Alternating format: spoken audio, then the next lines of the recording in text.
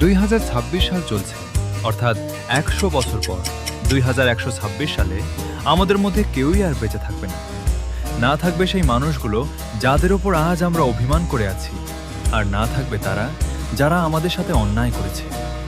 না থাকবে তারা যারা আমাদের হৃদয়ের খুব কাছাকাছি, আর না থাকবে তারা যাদেরকে আজ আমাদের অনেক ধনী মনে হয়। তবুও পৃথিবীটা থেকে যাবে, নতুন মানুষ আসবে এবং সবকিছু ঠিক এই গতিতেই চলতে থাকবে।